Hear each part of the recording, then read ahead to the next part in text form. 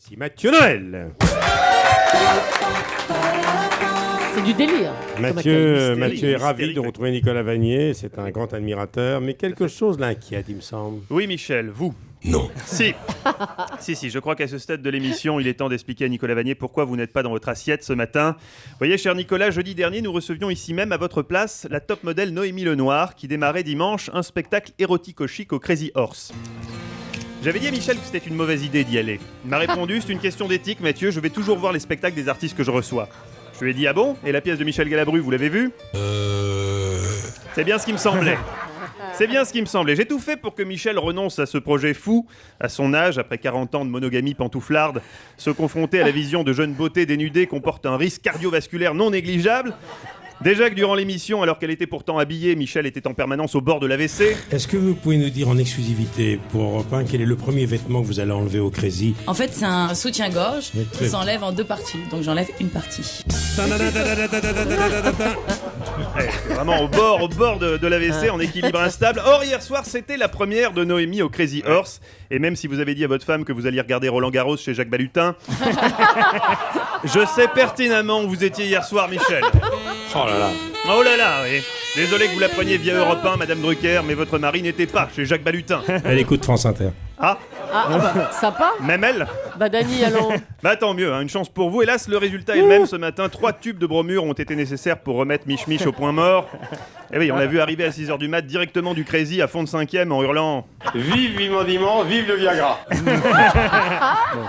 Alors, le bromure, bon, on avait que 3 tubes, on lui en aurait donné 4 sinon. On était sûr. Et Balutin, lui, est encore là-bas, il s'est endormi sur une banquette. Le plus grand, c'est Balu. Comme vous dites, c'est le plus grand, c'est Balu. Alors forcément, Nicolas, vous imaginez bien que Michel n'était pas en état de lire votre bouquin.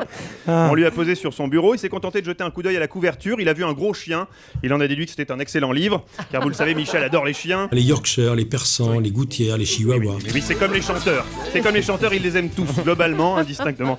Alors Michel, ça va mieux, le bromure a fait son œuvre, vous reconnaissez votre invité ? Je le reconnais. Qu'il était le frère de Louis XIV dans Le Roi Soleil.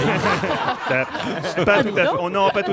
Bromure, pas tout à fait. Nicolas Vanier, l'aventurier du Grand Nord, le dernier trappeur, Lou. Ça y est, vous le remettez ? On s'est connus en mai 68, il était carleur. Bien. Alors, Nicolas, je vais prendre le relais. Ça n'a jamais été mon fort. Ça va être plus simple. Alors, non, c'est vraiment dommage que Michel soit dans cet état, car je vous assure qu'en temps normal, il partage votre passion pour la nature en général et le Grand Nord en particulier.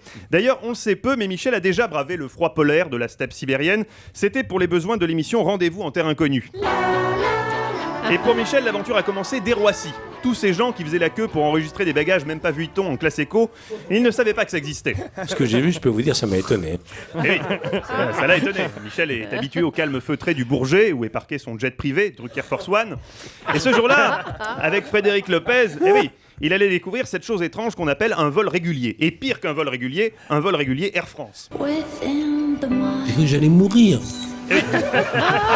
Tous ceux qui ont déjà goûté un plateau repas Air France comprennent ce sentiment, Michel, croyez-moi. Durant le vol, Michel a commencé à exposer à Frédéric ses idées pour leur arrivée dans le village. Les Inuits ne captant pas TV5 Monde et donc ne l'ayant jamais vu, Michel pensait à quelque chose d'assez sobre. On va arriver à 4 hélicos et moi je vais descendre au milieu de la foule en chantant. Oui, on aurait pu effectivement descendre en rappel en chantant Tata Yo-Yo, mais Frédéric Lopez s'est opposé à cette idée, arguant du fait que Annie Cordy pourrait effrayer les Inuits, qui sont pas très habitués. C'est donc sans chanter et à bord d'un seul hélico que Michel est arrivé chez les Yupik du Groenland et qu'il a déclaré tout sourire. Bonjour, c'est Michel Drucker. Alors Frédéric Lopez, un peu gêné, a fait signe aux Inuits d'applaudir. Grisé par la ferveur du peuple inuit, Michel a lancé un vibrant. Applaudissez Jacques Balutin. Et les Inuits ont applaudi Jacques Balutin, sont des gens polis. Bref, la rencontre a été magique. Ils ont offert une peau de phoque à Michel qui en retour leur a donné une édition limitée des mémoires de Lynn Renault. Je suis sûr que ça vous fait plaisir. Tu m'étonnes. Après l'avoir examiné avec un air suspicieux, un enfant inuit l'a jeté dans l'âtre pour raviver le feu sous le regard consterné de Michel qui pensait que les Inuits seraient fascinés par l'histoire de la relation entre Lynn et Loulou Gasté. Mais non. Il respecte rien ce petit con. Eh non. Il respecte rien ces petits cons d'Inuits, même pas Lynn Renault. C'est donc les larmes aux yeux encadrées par de solides Yupik que Michel a regardé le feu crépiter, les mémoires de Lynn partir en fumée. T'embrasses Loulou, porte Très bien. Je t'embrasse, Loulou, a-t-il lancé en guise d'oraison funèbre. Bref, les voyages forment peut-être la jeunesse, mais la vieillesse, c'est moins sûr. Hein. Michel, vous avez quand même gardé un souvenir fort de ce voyage au Groenland, c'est pas possible. Il y a bien quelque chose, un événement qui vous a marqué. Il a neigé.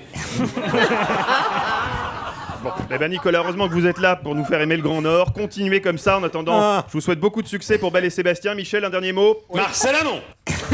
Marcel Amont, parfait. Bravo.